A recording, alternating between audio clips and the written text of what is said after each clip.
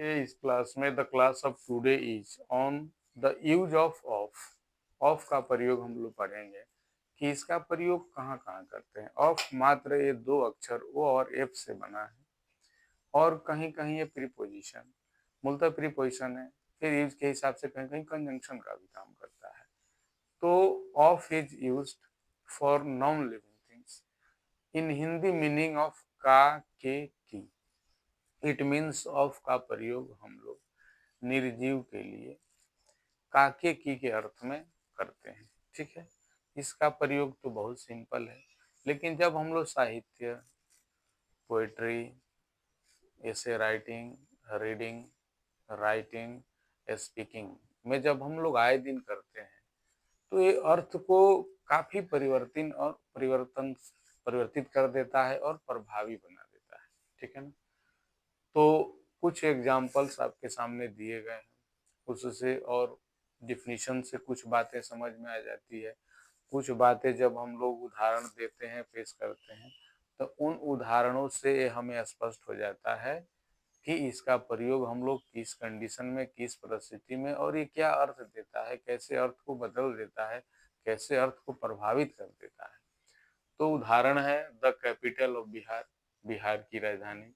The climate of Ranchi, Ranchi की जलवायु। The name of school, विद्यालय का नाम। द नेम ऑफ विलेज, गांव का नाम।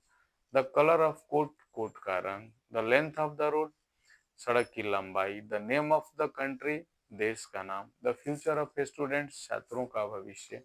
The usages of tense, tense का प्रयोग। The shape and size of home, यानी घर का आकार और उसकी लंबाई चौड़ाई। The price of the book, पुस्तक की कीमत। द टैग ऑफ आर्टिकल्स, वस्तुओं का tag. The way of rice, चावल का वजन। The power of the government, सरकार की ताकत, शक्ति। The name of the days of week, सप्ताह के दिन के नाम। अक्सर हम लोग देखते हैं छात्र कि नेम ऑफ वीक मैक्सिमम लोग लिख देते हैं, तो सप्ताह के नाम नहीं होता है, सप्ताह के दिन के नाम होता है। The name of the days of the week. The name of month, माह के नाम, है ना। The house of the old, वृद्ध के लिए घर। ठीक है, इस प्रकार से और कुछ हमारे ऐसे शब्द हैं जो बिना ऑफ के बनता ही नहीं है। A kilo of rice, a ton of articles and goods, a cup of tea, a glass of water, one of them, two of them, three of them, four of them, both of them, all of them. इस प्रकार इसका बहुत बड़ा एक network है of के प्रयोग का काके की के सेंस में एज ए कंजंक्शन। ठीक है ना। तो 100 150 इसके यूजेज है इस तरह से। तो स्टूडेंट्स, हम लोग इसका प्रयोग अपने दैनिक जीवन में आइदर रीडिंग हो, राइटिंग हो, स्पीकिंग हो, लिटरेचर पढ़ रहे हो, पोइट्री पढ़ रहे हो, काफी ये प्रभावित करता है भाषा को। ठीक है ना।